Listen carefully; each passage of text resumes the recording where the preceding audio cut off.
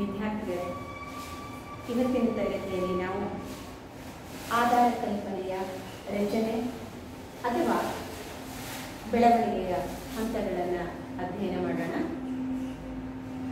ಈಗಾಗಲೇ ನಾವು ಆಧಾರ ಕಲ್ಪನೆ ಅಂದರೆ ಏನು, ಅದಕ್ಕೆ ವಿವಿಧ ತರ್ಕಶಾಸ್ತ್ರಜ್ಞರು ವಿಜ್ಞಾನಿಗಳು ಕೊಟ್ಟಂಥ ವ್ಯಾಖ್ಯಾನಗಳು ಏನು ಅಂತ ಅದನ್ನು ತಿಳಿದುಕೊಂಡಿದ್ದೇವೆ.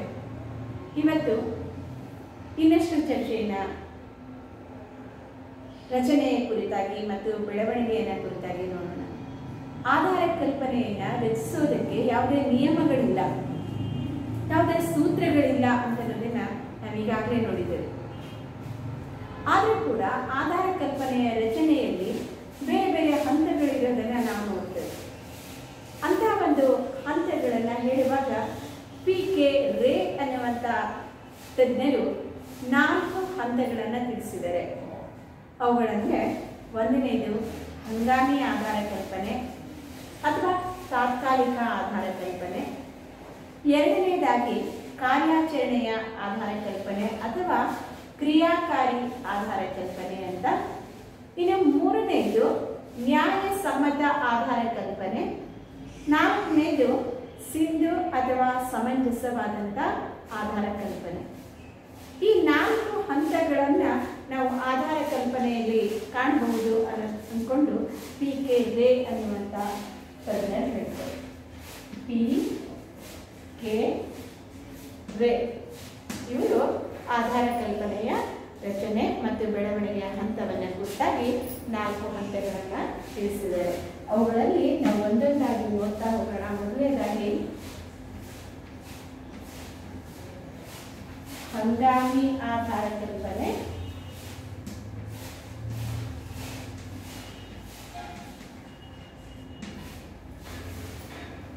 ಇದನ್ನ ತಾತ್ಕಾಲಿಕ ಆಧಾರ ಕಲ್ಪನೆ ಅಂತ ಕೂಡ ಕರೀತಾರೆ.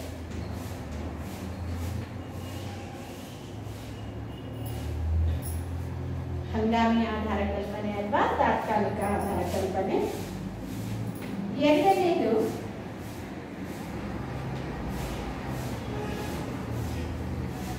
ಕಾರ್ಯಾಚರಣೆಯ ಅಥವಾ ಕ್ರಿಯಾಕಾರಿ ಆಧಾರ ಕಲ್ಪನೆ.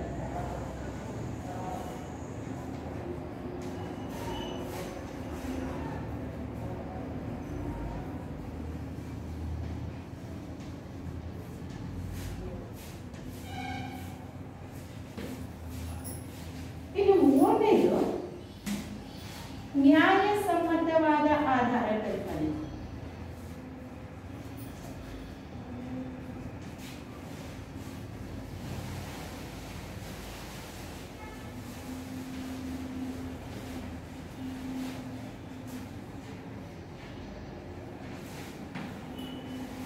ನಾಲ್ಕನೇದು ಸಿಂಧು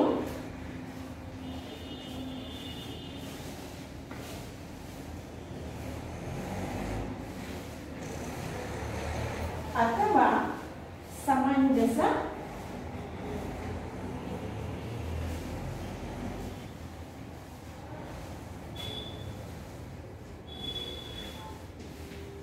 ಆಧಾರ ಕಲ್ಪನೆ.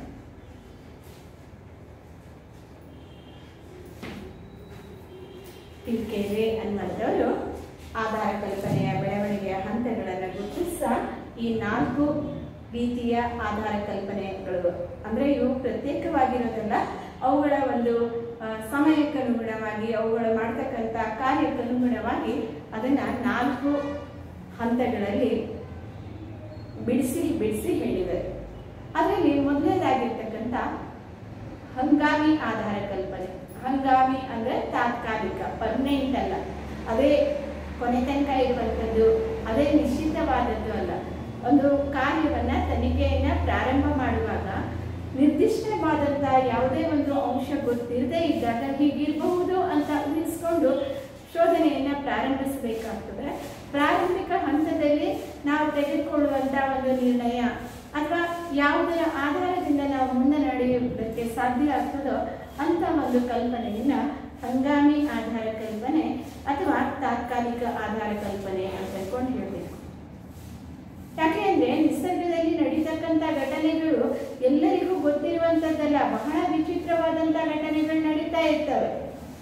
ಅವುಗಳ ಒಂದು ಕಾರಣವನ್ನು ನಿಖರವಾಗಿ ನಾವು ಹೇಳೋದಕ್ಕೆ ಸಾಧ್ಯ ಆಗೋದಿಲ್ಲ. ಅಂತಹ ಸಂದರ್ಭದಲ್ಲಿ ಇರಬಹುದಾದಂಥ ಕಾರಣ ಅಂದರೆ ಸಂಭವನೀಯವಾದಂಥ ಕಾರಣ ಹೀಗಿರಬಹುದು ಅಂತ ನಾವೇನು ಊಹಿಸ್ತೇವೋ ಅಂತ ಒಂದು ಕಲ್ಪನೆ ಮಾಡ್ಕೊಳ್ಳೋದು ಕೆಲವೊಂದು ಸಂದರ್ಭದಲ್ಲಿ ಕಷ್ಟ ಆಗ್ತದೆ.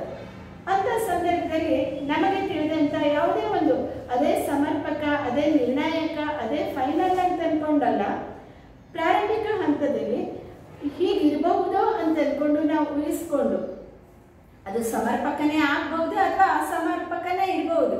ಆರಂಭಿಕ ಹಂತದಲ್ಲಿ ನಾವೇನು ಊಹಿಸಿಕೊಂಡು ಒಂದು ಕ್ರಿಯೆಯನ್ನು ಪ್ರಾರಂಭ ಮಾಡೋದಕ್ಕೆ ಶುರು ಮಾಡ್ತೇವೋ ಅದನ್ನು ನಾವು ಹಂಗಾಮಿ ಅಥವಾ ತಾತ್ಕಾಲಿಕ ಆಧಾರ ಕಲ್ಪನೆ ಅಂತ ಅಂದ್ಕೊಂಡು ಹೇಳ್ತೇವೆ. ಇನ್ನು ಆರಂಭದಲ್ಲಿ ನಾವು ಹಂಗಾಮಿ ಆಧಾರ ಕಲ್ಪನೆಯನ್ನು ಇಟ್ಕೊಂಡು ಮುಂದೆ ನಡೆದು ಕ್ರಿಯೆಯನ್ನು ಮಾಡ್ತೇವೆ.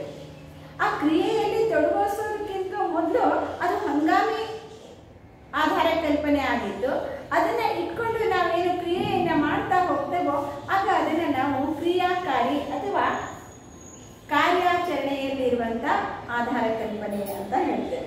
ನಿಸರ್ಗದ ಘಟನೆಗಳು ಸಂಕೀರ್ಣವಾಗಿರೋದ್ರಿಂದ ಮತ್ತು ಅನೇಕ ಘಟನಾವಳಿಗಳ ಜೊತೆಯಲ್ಲಿ ಅದು ಸಮ್ಮಿಶ್ರವಾಗಿ ಇರೋದ್ರಿಂದ ತಾತ್ಕಾಲಿಕವಾದಂಥ ಆಧಾರ ಕಲ್ಪನೆಯನ್ನು ರೂಪಿಸಿಕೊಂಡು ಹೀಗಿರಬಹುದು, ಅದೇ ಸತ್ಯ ಇರಬಹುದು ಅಂತ ತಿಳ್ಕೊಂಡು ನಾವು ಮುಂದೆ ಹೆಜ್ಜೆಯನ್ನು ಹಾಕಬೇಕಾಗ್ತದೆ. ಯಾಕೆ ಅಂದರೆ ಅದರ ಸ್ಥಾನವನ್ನು ತುಂಬೋದಕ್ಕೆ ಅಥವಾ ಅದನ್ನು ಖಚಿತಪಡಿಸೋ ಪೂರ್ವದಲ್ಲಿ ಇದೆ ಅಂತ ಮೊದಲು ಗೊತ್ತಿರೋದೇ ಇಲ್ಲ. ನಂತರದಲ್ಲಿ ಪರೀಕ್ಷೆಯನ್ನು ಮಾಡಿ ಪರಿಶೀಲನೆ ಮಾಡಿ ಸ್ಥಿರೀಕರಣಗೊಂಡ ಮೇಲೆ ಅದನ್ನೊಂದು ತತ್ವ ಸಿದ್ಧಾಂತ ಅಂತ ಹೇಳ್ತೇವೆ ಹೊರತು ಆರಂಭದಲ್ಲಿ ಯಾವುದೋ ಒಂದು ಊಹೆಯನ್ನೇ ನಾವು ಇಟ್ಕೊಂಡು ಮುಂದೆ ಹೋಗಬೇಕಾಗ್ತದೆ. ವೈಜ್ಞಾನಿಕ ಸಂಶೋಧನೆಗಳು ಇವತ್ತು ಬೇಕಾದಷ್ಟಾಗಿರ್ಬೋದು, ಆದರೆ ಪ್ರತಿಯೊಂದೂ ಕೂಡ ಆಧಾರ ಕಲ್ಪನೆಯಿಂದನೇ ಪ್ರಾರಂಭವಾಗಿ ಮುಂದಕ್ಕೆ ಹೋಗಬೇಕು. ಅದರಿಂದ ಆರಂಭದಲ್ಲಿ ನಾವು ತೆಗೆದುಕೊಂಡಿರುವಂಥ ಹಂಗಾಮಿ ಆಧಾರ ಕಲ್ಪನೆಯನ್ನು ಕ್ರಿಯೆಯಲ್ಲಿ ತೊಡಗಿಸುವಂಥದ್ದು. ಈ ರೀತಿ ಆಧಾರ ಕಲ್ಪನೆಯನ್ನು ಕಾರ್ಯಾಚರಣೆಯ ಆಧಾರ ಕಲ್ಪನೆ ಅಥವಾ ಕ್ರಿಯಾಕಾರಿ ಉಪಕಲ್ಪನೆ ಅಂತ ಕರೀತಾರೆ. ನಾವೊಂದು ತನಿಖೆಯನ್ನು ಮಾಡ್ತಾ ಇದ್ದಾಗ ತನಿಖೆಯ ಮಾರ್ಗದರ್ಶಿ ಸೂತ್ರವಾಗಿ ಅನುಸರಿಸುವಂಥ ತಾತ್ಕಾಲಿಕ ಗ್ರಹಿಕೆಯನ್ನು ನಾವು ಆಧಾರ ಕಲ್ಪನೆ ಅಂತ ಕರೀತೇವೆ. ಯಾವುದೇ ಒಂದು ವಿಷಯವನ್ನು ಕುರಿತು ನಾವು ನೋಡುವಾಗ ಹೀಗಿರಬಹುದು ಅಂತಲೇ ಪ್ರಾರಂಭ ಮಾಡಬೇಕು. ಈಗ ಬೆಳಕಿನ ಕಿರಣಗಳು, ಬೆಳಕು ಯಾವ ರೂಪದಲ್ಲಿದೆ ಅಂತಂದರೆ ಕೆಲವರು ಅಲೆಗಳ ರೂಪದಲ್ಲಿದೆ ಅಂತಾರೆ, ಕೆಲವರು ಕಣಗಳ ರೂಪದಲ್ಲಿದೆ ಅಂತ ಹೇಳ್ತಾರೆ. ಹೀಗೆ ಒಂದು ಊಹೆಯನ್ನು ಇಟ್ಕೊಂಡೇ ನಾವು ಮುನ್ನಡಿಬೇಕಾಗ್ತದೆ. ವಿದ್ಯುತ್ತು ಪ್ರವಹಿಸುವಂಥ ಗುಣವನ್ನು ಹೊಂದಿದೆ ಅಂತ ಅಂದ್ಕೊಂಡು ಹೇಳಲಾಗ್ತದೆ. ಆ ಒಂದು ತನಿಖೆಯನ್ನು ಮಾಡುವ ಪೂರ್ವದಲ್ಲಿ ನಮಗೆ ಸಿಕ್ಕಿರ್ತಕ್ಕಂಥ ಒಂದು ಮೊದಲನೇ ಒಂದು ಪ್ಲಾನ್ ಐಡಿಯಾ ಏನಿದೆಯೋ ಅದು ಆಧಾರ ಕಲ್ಪನೆ ಅಂತ ಅನಿಸ್ಕೊಳ್ತದೆ. ಅದನ್ನು ಇಟ್ಕೊಂಡು ನಾವು ಮುನ್ನಡೀತಾ ಹೋಗ್ತೇವೆ. ಹೀಗೆ ಅದು ಸಮರ್ಪಕ ಇರ್ಬೋದು, ಅಸಮರ್ಪಕ ಇರ್ಬೋದು. ಅದು ಒಂದು ವೇಳೆ ಸಮರ್ಪಕ ಅಲ್ಲದೇ ಇದ್ರೂ ಅದು ಗೊತ್ತಿರ್ತದೆ. ಅದೇ ನಾವು ಅಂದ್ಕೊಂಡಂಥ ಆಧಾರ ಕಲ್ಪನೆ ಫೈನಲ್ ಅಂತ ಅಲ್ವೇ ಅಲ್ಲ. ಅದು ಸಮರ್ಪಕವಲ್ಲವೆಂದು ಗೊತ್ತಿದ್ದರೂ ಸಹ ಒಂದು ಅನುಕೂಲಕರ ಗ್ರಹಿಕೆಯಿಂದ ಸತ್ಯವನ್ನು ತಿಳಿಯೋದಕ್ಕೆ ಆಧಾರವಾಗಿಟ್ಟುಕೊಂಡಿರುವಂತಹ ಒಂದು ಆಧಾರ ಕಲ್ಪನೆಯನ್ನ ನಾವು ಕಾರ್ಯಾಚರಣೆಯ ಆಧಾರ ಕಲ್ಪನೆ ಅಂತ ಹೇಳ್ತೇವೆ.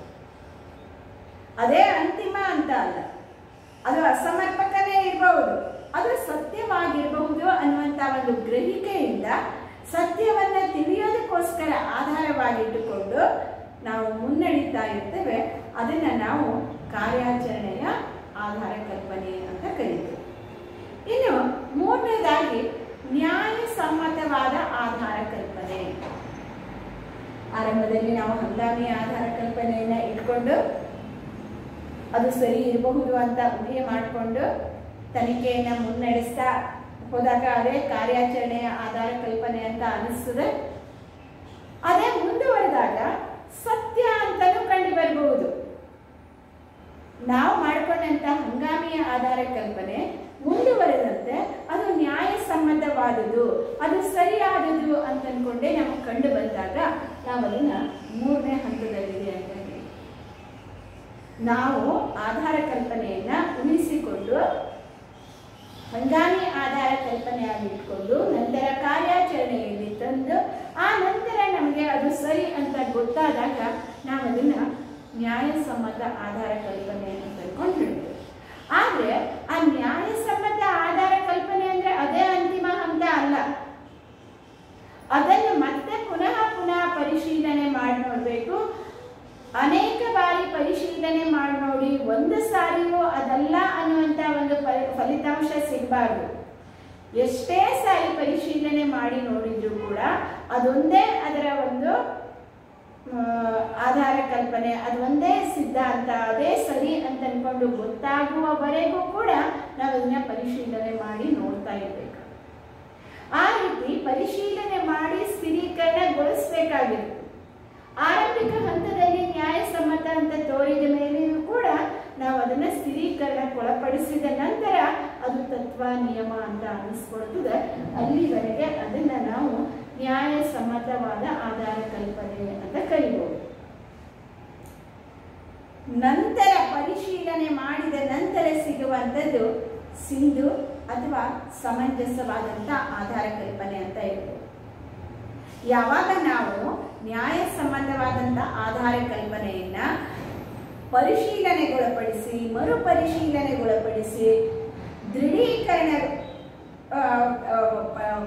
ಸಿಕ್ಕಿದಾಗ ನಾವು ಅದನ್ನ ಸರಿಯಾದಂಥ ಆಧಾರ ಕಲ್ಪನೆ ಅಂತ ಹೇಳ್ತೇವೆ.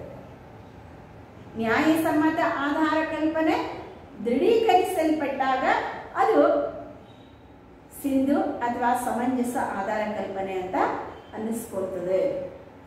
ನ್ಯಾಯಸಮ್ಮತ ಆಧಾರ ಕಲ್ಪನೆ ಸರಿನೇ ಆಗಿರಬಹುದು, ಆದರೆ ಅದು ಸರಿಯಾಗಿದೆ ಅಂತ ಹೇಳೋದಕ್ಕೆ ಸ್ಪಷ್ಟವಾದಂಥ ಮಾಹಿತಿಯನ್ನು ಕೊಡೋದಿಲ್ಲ.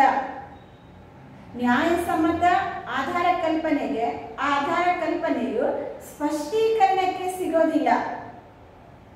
ಒಂದು ತನಿಖೆಯನ್ನು ಮಾಡಿದಾಗ ಆ ಒಂದು ತನಿಖೆಯ ಫಲಿತಾಂಶ ನಿಜ ಅಥವಾ ಸರಿ ಅಂತ ಕಂಡು ಬಂದ್ರೂ ಕೂಡ ಅಲ್ಲಿ ಸ್ಪಷ್ಟವಾದಂಥ ಮಾಹಿತಿ ನೀಡೋದಕ್ಕಾಗಲಿ ಅದಕ್ಕೆ ಕಾರಣವನ್ನ ಸರಿಯಾಗಿ ತಿಳಿಸೋದಕ್ಕಾಗಲಿ ಸಾಧ್ಯ ಆಗೋದಿಲ್ಲ.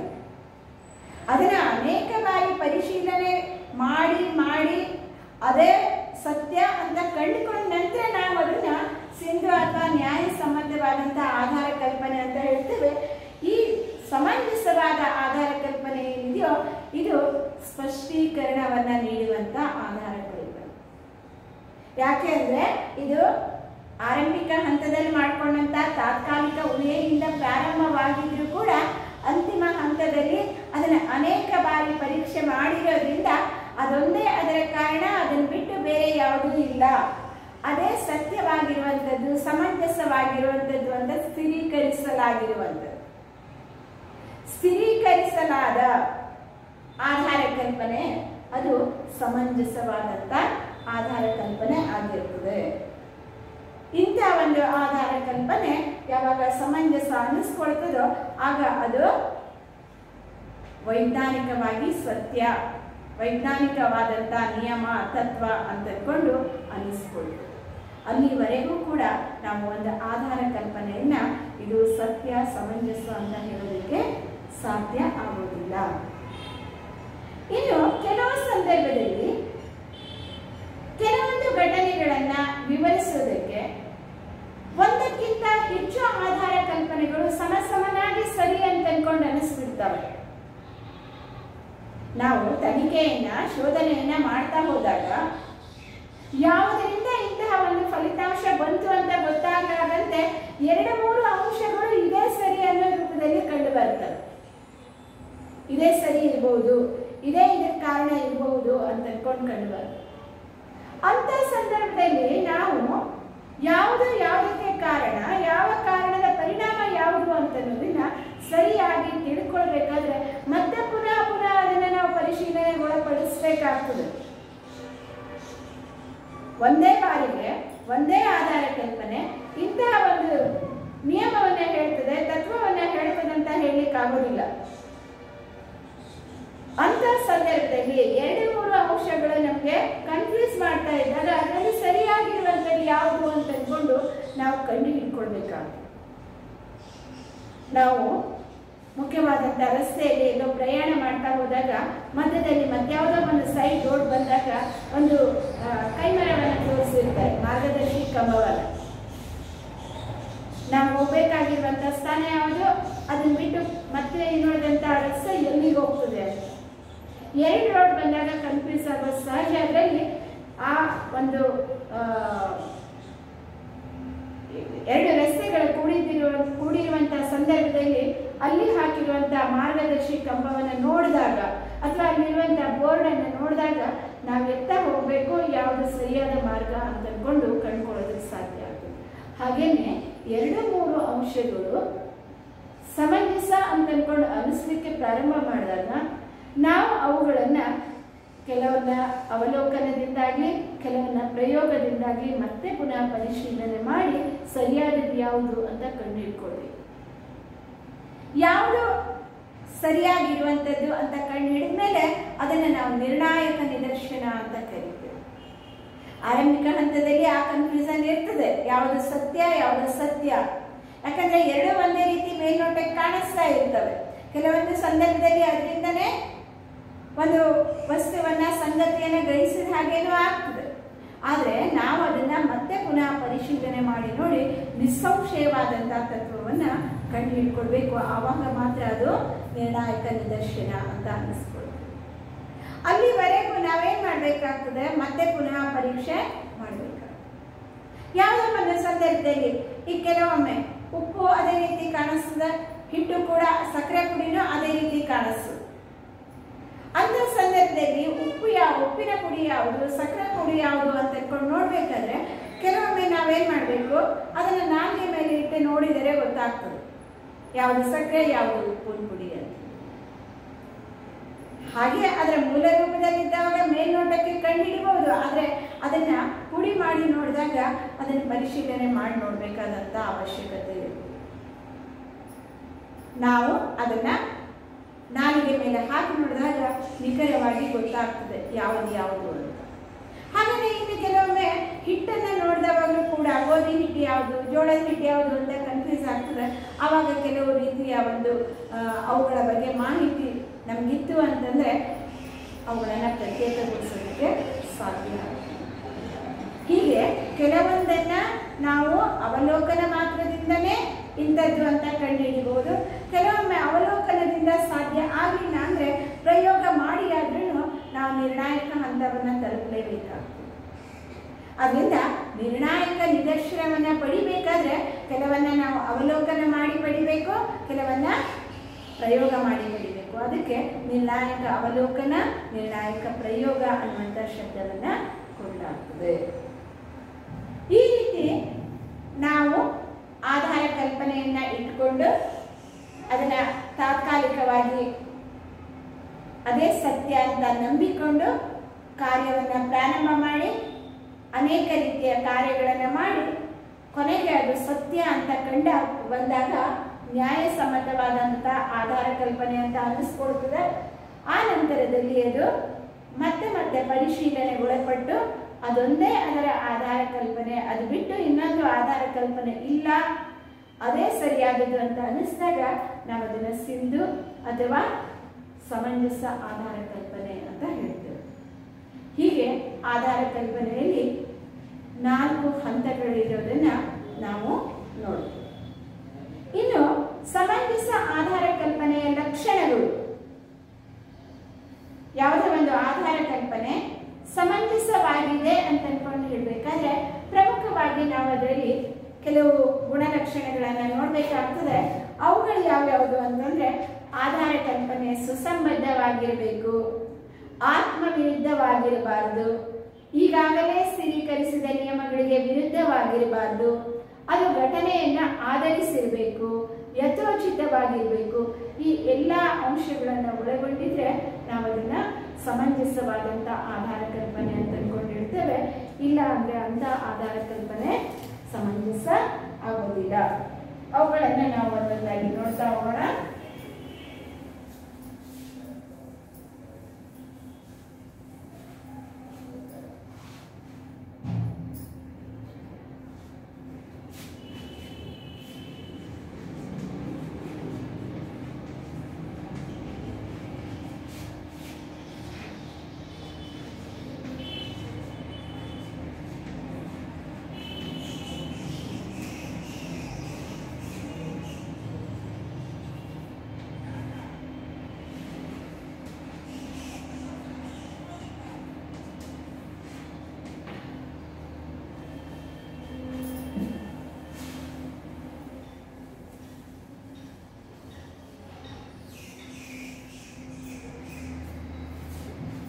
ಸಮಂಜಸ ಆಧಾರ ಕಲ್ಪನೆಯ ಲಕ್ಷಣಗಳು. ಮೊದಲನೇದಾಗಿ ಆಧಾರ ಕಲ್ಪನೆಯು ಸುಸಂಬದ್ಧವಾಗಿರಬೇಕು.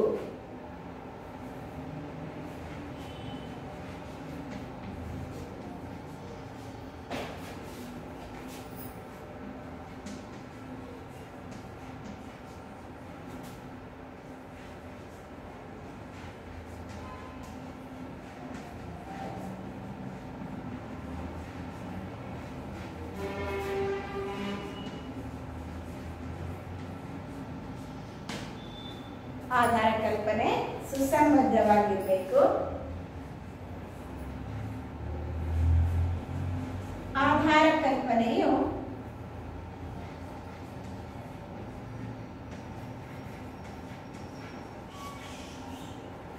ಆತ್ಮವಿರುದ್ಧವಾಗಿರಬಾರದು.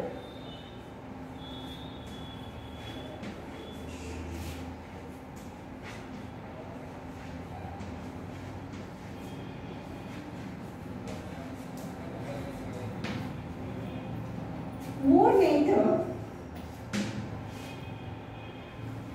ಈಗಾಗಲೇ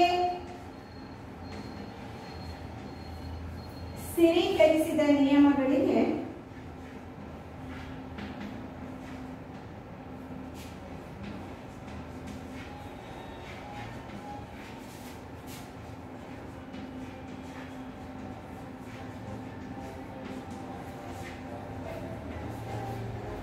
ವಿರುದ್ಧವಾಗಿರಬಾರದು.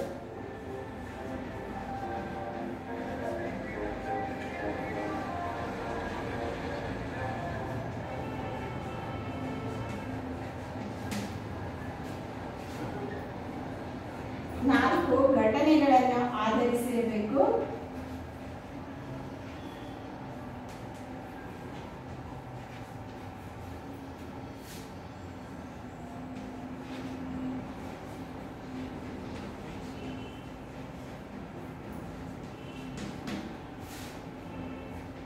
ಐದು, ಯಥೋಚಿತವಾಗಿರಬೇಕು.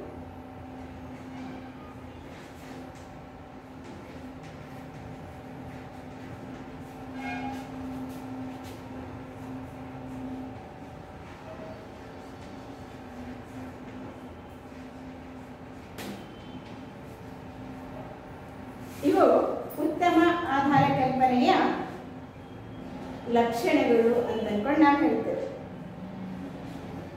ಒಂದು ಆಧಾರ ಕಲ್ಪನೆ ಸರಿಯಾಗಿದೆ ಅಂತ ಹೇಳಬೇಕಾದ್ರೆ ಮೊದಲನೇದಾಗಿ ಆಧಾರ ಕಲ್ಪನೆಯು ಸುಸಂಬದ್ಧವಾಗಿರಬೇಕು. ಸುಸಂಬದ್ಧವಾಗಿರಬೇಕು. ಸಂಭಾವ್ಯತೆ, ಅಸಂಭಾವ್ಯತೆ ಇವೆಲ್ಲವನ್ನ ನಾವು ಅರಿತಿರಬೇಕು. ಅನ್ವೇಷಕನ ಜ್ಞಾನ ಎಲ್ಲ ರೀತಿಯ ವಿಷಯಗಳನ್ನ ಹೊಂದಿರಬೇಕು. ಅನ್ವೇಷಕನಲ್ಲಿ ಯಾವುದು ಸರಿ, ಯಾವುದು ತಪ್ಪು, ಪ್ರತಿಯೊಂದರ ಗುಣಲಕ್ಷಣ ಇವುಗಳೆಲ್ಲವೂ ಗೊತ್ತಿರಬೇಕು. ಆಧಾರ ಕಲ್ಪನೆಯ ರಚನೆಯ ಅಧ್ಯಯನ ಮಾಡುವಾಗ ನಾವು ನೋಡಿದ್ದೇವೆ, ಒಂದು ಉತ್ತಮವಾದಂಥ ಆಧಾರ ಕಲ್ಪನೆ ರಚಿಸಬೇಕು ಅಂತಂದ್ರೆ ಅದು ಆ ರಚಿಸುವಂತ ವ್ಯಕ್ತಿಯ ಮೇಧಾವಿತನ, ಜಾಣ್ಮೆ, ಪ್ರತಿಭಾ ಸಂಪನ್ನತೆ ಇವುಗಳನ್ನ ಒಳಗೊಂಡಿರಬೇಕು ಅಂತ. ಯಾವುದನ್ನೇ ಆದ್ರೂ ನಾವು ತನಿಖೆಗೆ ಒಳಪಡಿಸುವ ಮುನ್ನ ಅದರ ಬಗ್ಗೆ ಯಥಾರ್ಥವಾದಂಥ ಜ್ಞಾನ ಇರಬೇಕು ಮತ್ತು ಉತ್ತಮವಾದಂಥ ಆಧಾರ ಕಲ್ಪನೆಯನ್ನು ರಚನೆ ಮಾಡಬೇಕು ಅಂದ್ರೆ ಅದು ಸರಿಯಾಗುವಂತ ಸಾಧ್ಯತೆಗಳನ್ನ ಹೊಂದಿರಬೇಕು. ವಿಷಯಗಳ ಬಗ್ಗೆ ಜ್ಞಾನ ಇಲ್ಲದೆ ಅವುಗಳ ಒಂದು ಅಲ್ಪ ಜ್ಞಾನದಿಂದ ನಾವು ಆಧಾರ ಕಲ್ಪನೆಯನ್ನ ರಚನೆ ಮಾಡೋದಕ್ಕೆ ಸಾಧ್ಯ ಆಗೋದಿಲ್ಲ. ಯಾವುದೇ ಒಂದು ವಸ್ತುವನ್ನು ನೋಡಿದಾಗ ಯಾವುದರ ಸ್ವಭಾವ ಎಂಥದ್ದು, ಯಾವುದರ ಗುಣ ಹೇಗಿದೆ, ಕಾಲ ಕಾಲಕ್ಕೆ ತಕ್ಕಂತೆ ಯಾವ್ಯಾವ ಬದಲಾವಣೆಗಳೆಲ್ಲ ಆಗ್ತವೆ ಅನ್ನೋದ್ರೆಲ್ಲ ಜ್ಞಾನವನ್ನ ತಿಳಿಯದೆ ಯಾವುದೇ ಆಧಾರ ಕಲ್ಪನೆಯನ್ನು ರಚಿಸೋದಕ್ಕೆ ಸಾಧ್ಯ ಆಗೋದಿಲ್ಲ. ಅನ್ವೇಷಕನಿಗೆ ಪೂರ್ಣ ಸ್ವಾತಂತ್ರ್ಯ ಇದೆ. ಆಧಾರ ಕಲ್ಪನೆ ರಚನೆ ಮಾಡಬೇಕಾದ್ರೆ ಯಾರೋ ಹೇಳಿದ್ದು ಅದನ್ನ ನಂಬಿದ್ದು ಅಂತ ಅನ್ಕೊಂಡು ಮಾಡಬೇಕಾಗಿಲ್ಲ. ಆಧಾರ ಕಲ್ಪನೆ ಅದನ್ನ ಯಾರು ಮಾಡ್ತಾರೋ ಅವರಿಗೆ ಭೌತಿಕ ಸ್ವಾತಂತ್ರ್ಯ ಇರಬೇಕು. ತಾನೇ ತಿಳಿದುಕೊಂಡು ಬಂದಂತ ತನಗೆ ಅನಿಸಿರುವಂತ ವಿಷಯವನ್ನೇ ಕುರಿತಾಗಿ ಅವನು ಆಧಾರ ಕಲ್ಪನೆಯನ್ನು ರಚಿಸಬೇಕೇ ಹೊರತು ಇನ್ನೊಬ್ಬರ ಆಧಾರ ಕಲ್ಪನೆಯಿಂದ ಯಾವುದೇ ರೀತಿ ಸಂಶೋಧನೆ ಮಾಡೋದು ಸುಲಭ ಅಲ್ಲ. ಆಧಾರ ಕಲ್ಪನೆ ರಚನೆ ಅದು ಕಾಲ್ಪನಿಕ ಕಥೆ ಆಗಿರಬಾರ್ದು. ಯಾವುದೋ ಒಂದು ಲೋಕದಲ್ಲಿ ವಿವರಿಸುವಂತ ಅಥವಾ ತನಗೆ ಅನಿಸಿರುವಂತ ಊಹೆಯನ್ನ ಮಾಡಿಕೊಂಡು ಕಟ್ಟುಕಥೆಗಳನ್ನ ಮಾಡುವಂತ ಇರಬಾರ್ದು. ಆಧಾರ ಕಲ್ಪನೆ ವಾಸ್ತವಿಕ ಅಂಶಗಳ ಮೇಲೆ ತಯಾರಾಗಿರ್ಬೇಕೇ ಹೊರತು ಊಹೆಗಳ ಮೇಲೆ ಅಲ್ಲ.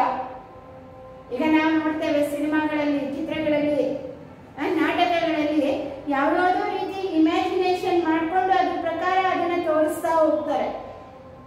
ಆದ್ರೆ ಇಲ್ಲಿ ವಿಜ್ಞಾನಿಗಳು ಬ್ರಹ್ಮಲೋಕದಲ್ಲಿರೋದ್ರಿಂದ ವಾಸ್ತವಿಕ ಜಗತ್ತಿನಲ್ಲಿ ಇದ್ದು ಸಂಶೋಧನೆ ಮಾಡಬೇಕಾಗಿರೋದ್ರಿಂದ ವಾಸ್ತವಿಕತೆಯನ್ನ ಗಮನಿಸಿನೇ ಅವರು ಆಧಾರ ಕಲ್ಪನೆಗಳನ್ನ ರಚಿಸಬೇಕಾಗ್ತದೆ.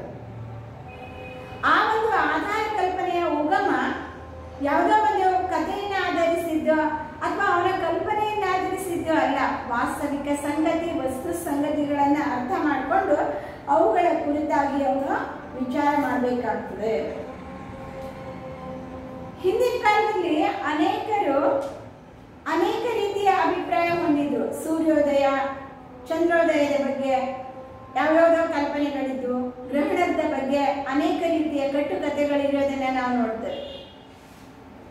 ಆವಾಗ ಗ್ರಹಣ ಯಾವಾಗ ಉಂಟಾಗ್ತದಂದ್ರೆ ರಾಹು ಕೇತು ಅನ್ನುವಂಥವ್ರು ಆ ಸೂರ್ಯನನ್ನು ಚಂದ್ರನನ್ನು ನುಂಗಿ ಹಾಕೋದ್ರಿಂದ ಗ್ರಹಣ ಉಂಟಾಗ್ತದೆ ಅನ್ನುವಂಥ ಒಂದು ಕತೆ ಮೊದಲಿನ ಕಾಲದಲ್ಲಿ ಇತ್ತು. ಅದು ಅರ್ಥ ಇಲ್ಲದಂತೆ ಯಾವುದೋ ಸಾಮಾನ್ಯ ವ್ಯಕ್ತಿಗಳು ಹೇಳ್ಕೊಂಡು ಬಂದಂತ ಒಂದು ಮಾತು. ನಾವೀಗ ವೈಜ್ಞಾನಿಕ ಯುಗದಲ್ಲಿ ಪ್ರತಿಯೊಂದನ್ನು ಅನ್ವೇಷಣೆ ಮಾಡಬೇಕಾದ್ರೆ ಪ್ರಕೃತಿಯಲ್ಲಿ ಇರ್ತಕ್ಕಂಥ ಘಟನೆಗಳ ಕುರಿತು ನಾವು ಯಾವುದೇ ಒಂದು ಮಾಹಿತಿ ಕೊಡಬೇಕಾದ್ರೆ ಅವುಗಳ ಆಳವಾದಂಥ ಜ್ಞಾನ ನಮಗಿರ್ಬೇಕು. ಸಮಂಜಸವಾದಂಥ ಜ್ಞಾನವನ್ನ ನಾವು ತಿಳಿದುಕೊಂಡು ಮುನ್ನಡಿಬೇಕಾಗ್ತದೆ. ಅದರಿಂದ ನಾವು ಮಾಡುವಂಥ ಆಧಾರ ಕಲ್ಪನೆ ಸುಸಂಬದ್ಧವಾಗಿರ್ಬೇಕೇ ಹೊರತು ಕಾಲ್ಪನಿಕ ಕಥೆ ಆಗಿರಬಾರ್ದು. ಯಾವುದೋ ಒಂದು ವ್ಯಕ್ತಿಯ ಭ್ರಮೆ ಅಥವಾ ಕಲ್ಪನೆ ಅದು ಆಗಿರಬಾರ್ದು. ಇನ್ನು ಆಧಾರ ಕಲ್ಪನೆ ಆತ್ಮ ವಿರುದ್ಧವಾಗಿರಬಾರದು. ನಾವು ಯಾವುದನ್ನ ಆಧಾರ ಕಲ್ಪನೆ ಅಂತ ಹೇಳ್ತೇವೋ ಅದನ್ನ ಆ ವ್ಯಕ್ತಿ ಮಾಡಿದಂತ ವ್ಯಕ್ತಿ ಮೊದಲು ನಂಬೋ ಹಾಗಿರ್ಬೇಕು. ಯಾರಿಗೆ ಯಾವುದರಲ್ಲಿ ನಂಬಿಕೆನೇ ಇಲ್ವೋ ಅಂಥದನ್ನ ಸಾಧಿಸಿ ತೋರಿಸೋದಕ್ಕೂ ಕೂಡ ಸಾಧ್ಯ ಆಗೋದಿಲ್ಲ. ಒಂದು ಸಮಯದಲ್ಲಿ ಅವನಿಗೆ ಅದು ಸರಿ ಅಲ್ಲ ಅಂತ ಅನ್ಕೊಂಡು ಕಂಡು ಬಂದ್ರೆ ಸರಿ ಯಾವುದು ಅನ್ನೋದನ್ನ ಕುರಿತು ಅವನು ಕಂಡು ಹಿಡಿಯೋ ಹಾಗೆ ಇರಬೇಕು. ಯಾವ ವಿಷಯ ಅಸತ್ಯ ಅಂತ ಗೊತ್ತಿದೆಯೋ ಅವುಗಳನ್ನೇ ಕುರಿತು ಸಿದ್ಧಪಡಿಸುವಂತ ಪ್ರಯತ್ನ ಮಾಡಬಾರ್ದು. ಅವುಗಳ ಬಗ್ಗೆ ಜ್ಞಾನ ಇರೋದಷ್ಟೇ ಅಲ್ಲದೆ ಅದ್ರ ಮೇಲೆ ಅವನಿಗೆ ನಂಬಿಕೆನೂ ಇರಬೇಕು. ಇಲ್ಲ ಅಂತಂದ್ರೆ ವಾಸ್ತವಿಕತೆ ಅದರ ವಿರುದ್ಧ ಆದಾಗ ಆ ಆಧಾರ ಕಲ್ಪನೆ ಅಸತ್ಯ ಅಂತ ಅನಿಸ್ಕೊಳ್ತದೆ. ಯಾವುದೇ ಒಂದು ವಿಷಯವನ್ನ ತನಿಖೆ ಮಾಡುವಾಗ ಆ ವಿಷಯ ವಾಸ್ತವಿಕ ಅಂಶವನ್ನ ಹೊಂದಿರೋದಷ್ಟೇ ಅಲ್ಲದೆ ಅನ್ವೇಷಕ ಅದರ ನಂಬುವಂತ ಸತ್ಯನೂ ಆಗಿರ್ಬೇಕು, ಪ್ರಕೃತವಾಗಿರ್ಬೇಕು. ಯಾವುದೋ ಒಂದು ಕಾಲ್ಪನಿಕ ಜಗತ್ತಿನಲ್ಲಿ ತನಗೆ ತಿಳಿದಿದ್ದನ್ನ ಹೇಳೋ ಹಾಗಿರಬಾರ್ದು. ಅದು ವಾಸ್ತವಿಕತೆಯನ್ನ ಹೊಂದಿರಬೇಕು. ಅನೇಕ ಜನ ಕತ್ತೆಯಲ್ಲಿ ದೆವ್ವವನ್ನ ನೋಡಿದೆ, ಭೂತವನ್ನ ನೋಡಿದೆ ಅಂತ ಹೇಳ್ತಾರೆ. ಆ ರೀತಿ ಯಾರಿಗೂ ಕಾಣದೆ ಅವರೊಬ್ಬರಿಗೆ ಕಾಣಿಸುವಂಥದ್ದು ಅಥವಾ ಬ್ರಹ್ಮಲೋಕದಲ್ಲಿ ಕಾಣುವಂಥದ್ದು ಆಗಿರಬಾರ್ದು. ಅದು ಪ್ರಕೃತ. ನಾವೇನು ನೋಡ್ತೇವೋ ಅದು ಎಲ್ರಿಗೂ ಕಾಣಿಸುವಂಥದ್ದೇ ಆಗಿರಬೇಕು, ಎಲ್ಲರೂ ತಿಳಿಯುವಂಥ ವಿಷಯವೇ ಆಗಿರಬೇಕು. ಇನ್ನು ಮೂರನೇದಾಗಿ ಆಧಾರ ಕಲ್ಪನೆಯು ಈಗಾಗಲೇ ಸ್ಥಿರೀಕರಿಸಲ್ಪಟ್ಟ ನಿಯಮಗಳಿಗೆ ವಿರುದ್ಧವಾಗಿರಬಾರದು. ಯಾವುದೇ ಒಂದು ತನಿಖೆ ಮಾಡುವಾಗ ಹಿಂದಿನ ಎಲ್ಲ ತನಿಖೆ ಅಥವಾ ಸಂಶೋಧನೆಗಳ ಜ್ಞಾನ ಇರಬೇಕು. ಯಾವುದನ್ನ ಸಂಶೋಧನೆ ಮಾಡಲಾಗಿದೆಯೋ ಸರಿ ಅಂತ ಅದಕ್ಕೆ ಸಮರ್ಥನೆ ನೀಡಿ ಅದನ್ನ ಸಿದ್ಧಾಂತ ಅಂತ ವ್ಯಕ್ತಪಡಿಸಲಾಗಿದೆಯೋ ಅಂಥವುಗಳನ್ನ ಅಲ್ಲಗಳೆಯುವಂತೆ ಮತ್ತೊಂದು ಆಧಾರ ಕಲ್ಪನೆಯನ್ನು ರಚನೆ ಮಾಡುವಂತ ಅಗತ್ಯ ಇಲ್ಲ. ಯಾವುದು ಸ್ಥಿರೀಕರಿಸಲ್ಪಟ್ಟಿದೆಯೋ ಅವುಗಳ ವಿರುದ್ಧವಾಗಿರಬಾರ್ದು. ಅದರ ಸಹಾಯ ತೆಗೆದುಕೊಂಡು ಇನ್ನೂ ಹೆಚ್ಚಿನ ಸಂಶೋಧನೆ ಮಾಡಬಹುದೇ ಹೊರತು ಯಾವುದನ್ನ ಆಗಿದೆಯೋ ಅದನ್ನ ಸಂಶಯ ಪಟ್ಟು ಮತ್ತೆ ಪುನಃ ಆ ನಿಯಮಗಳಿಗೆ ವಿರುದ್ಧವಾದಂಥದ್ದನ್ನ ನಾವು ಕಲ್ಪಿಸಿಕೊಳ್ಬಾರ್ದು. ಎಲ್ಲ ವಿಜ್ಞಾನಗಳು ಒಂದು ವ್ಯವಸ್ಥಿತವಾದಂಥ ಕ್ರಮಬದ್ಧವಾದಂಥ ನಿಯಮಗಳನ್ನು ರೂಪಿಸೋದಕ್ಕೆ ಪ್ರಯತ್ನ ಮಾಡ್ತವೆ. ಕೆಲವೊಂದು ಸಂದರ್ಭದಲ್ಲಿ ಹಿಂದಿನ ನಿಯಮಗಳಿಗೆ ಅದು ವಿರುದ್ಧ ಆಗಬಹುದು, ಆದರೆ ಅದರಿಂದ ವಾಸ್ತವಿಕತೆಯನ್ನು ಕಂಡುಕೊಳ್ಳೋ ಹಾಗಿರ್ಬೇಕು. ಹಿಂದೆ ಒಂದು ಕಾಲದಲ್ಲಿ ಭೂಮಿನೇ ಕೇಂದ್ರ, ಸೂರ್ಯನೇ ಭೂಮಿಯ ಸುತ್ತ ಸುತ್ತುತ್ತಿದೆ ಅಂತ ಅನ್ಕೊಂಡು ಕೆಲವರು ಊಹಿಸಿದ್ರು. ಆದರೆ ಆ ನಂತರದಲ್ಲಿ ಅದು ಬಿಟ್ಟು ಸೂರ್ಯನೇ ಕೇಂದ್ರ, ಭೂಮಿನೇ ಸೂರ್ಯನ ಸುತ್ತ ಸುತ್ತುತ್ತಾ ಇದೆ ಅಂತನ್ನುವಂತ ಒಂದು ತೀರ್ಮಾನವನ್ನ ಅಂತಿಮವಾಗಿ ಸತ್ಯ ಅಂತ ಅನ್ಕೊಂಡು ಸಾದರಪಡಿಸಲಾಯಿತು. ಹೀಗೆ ಯಾವುದೇ ಒಂದು ಆಧಾರ ಕಲ್ಪನೆ ಮಾಡಬೇಕಾದ್ರೆ ಅದು ಈಗಾಗಲೇ ಸ್ಥಿರೀಕರಿಸಿದ ನಿಯಮಗಳಿಗೆ ವಿರುದ್ಧ ಆಗಿರಬಾರದು. ಆಧಾರ ಕಲ್ಪನೆಯು ಘಟನೆಗಳನ್ನು ಆಧರಿಸಿರಬೇಕು. ಆಧಾರ ಕಲ್ಪನೆಯನ್ನು ನಾವು ರೂಪಿಸುವಾಗ ಘಟನೆಗಳನ್ನು ಪೂರ್ವಾಗ್ರಹ ಇಲ್ಲದೆ ವಿಶ್ಲೇಷಣೆ ಮಾಡಬೇಕು. ಘಟನೆಗಳನ್ನು ನಿಷ್ಪಕ್ಷಪಾತದಿಂದ ಅವಲೋಕನ ಮಾಡಬೇಕು. ನಿಜವಾದ ಕಾರಣವನ್ನು ಶೋಧಿಸುವಂಥದ್ದೇ ಆಧಾರ ಕಲ್ಪನೆಯ ಉದ್ದೇಶ ಆಗಿರಬೇಕು. ಆಗ ಆ ಒಂದು ಆಧಾರ ಕಲ್ಪನೆ ಮಹತ್ವದ್ದಾಗಿರುತ್ತದೆ. ಇನ್ನು ಆಧಾರ ಕಲ್ಪನೆ ಯಥೋಚಿತವಾಗಿರಬೇಕು. ಘಟನೆಗೆ ಸಂಬಂಧಿಸಿದಂಥ ಎಲ್ಲ ವಿಷಯಗಳನ್ನ, ಎಲ್ಲ ಸನ್ನಿವೇಶಗಳನ್ನ ವಿವರಿಸುವಂತ ಸಾಮರ್ಥ್ಯ ಹೊಂದಿರಬೇಕು. ಅದು ಅವರಿಗಷ್ಟೇ ಅರ್ಥ ಆಯ್ತು, ಇನ್ನೊಬ್ಬರಿಗೆ ಅರ್ಥ ಮಾಡಿಸ್ಲಿಕ್ಕೆ ಬರೋದಿಲ್ಲ ಅನ್ನೋ ಹಾಗಿರಬಾರ್ದು. ಎಲ್ಲ ಸಂದರ್ಭ ಸನ್ನಿವೇಶವನ್ನ ವಿವರಣೆ ನೀಡುವಂತ ಸಾಮರ್ಥ್ಯವನ್ನ ಹೊಂದಿರಬೇಕು. ಅದು ಸ್ಪಷ್ಟೀಕರಣವನ್ನ ಬಯಸುವಂತ ಎಲ್ಲ ಘಟನೆಗಳನ್ನ ವಿವರಿಸೋದಕ್ಕೆ ಸಮರ್ಥವಾಗಿರಬೇಕು. ಅಂತ ಆಧಾರ ಕಲ್ಪನೆಗಳು ಮಾತ್ರ ಸಮಂಜಸವಾದಂಥ ಆಧಾರ ಕಲ್ಪನೆ ಅಂತ ಅನಿಸ್ಕೊಳ್ತದೆ. ಹೀಗೆ ಒಂದು ಉತ್ತಮ ಆಧಾರ ಕಲ್ಪನೆ ಅಂತ ಅನಿಸ್ಕೊಳ್ಬೇಕಾದ್ರೆ ಅದು ಸುಸಂಬದ್ಧವಾಗಿರಬೇಕು, ಆತ್ಮವಿರುದ್ಧವಾಗಿರಬಾರದು, ಈಗಾಗಲೇ ಸ್ಥಿರೀಕರಿಸಿದ ನಿಯಮಗಳಿಗೆ ವಿರುದ್ಧವಾಗಿರಬಾರದು, ಘಟನೆಗಳನ್ನು ಆಧರಿಸಿರಬೇಕು ಮತ್ತು ಯಥೋಚಿತವಾಗಿರಬೇಕು ಅನ್ನುವಂಥ ಅಂಶಗಳನ್ನು ಗಮನದಲ್ಲಿಟ್ಟುಕೊಳ್ಬೇಕು. ಇನ್ನು ಮುಂದಿನ ತರಗತಿಯಲ್ಲಿ ವಂದ್ಯ ಆಧಾರ ಕಲ್ಪನೆ ಅಥವಾ ಬರಡು ಆಧಾರ ಕಲ್ಪನೆ ಅಂದ್ರೇನು ಮತ್ತು ಆಧಾರ ಕಲ್ಪನೆಯ ಪರಿಶೀಲನೆ, ಸಾಕ್ಷ್ಯಾಧಾರ, ಸ್ಪಷ್ಟೀಕರಣ ಮತ್ತು ಈ ಆಧಾರ ಕಲ್ಪನೆಯ ಮೌಲ್ಯ ಮಾಪನ ಮುಂತಾದವುಗಳನ್ನು ನಾವು ನೋಡೋಣ.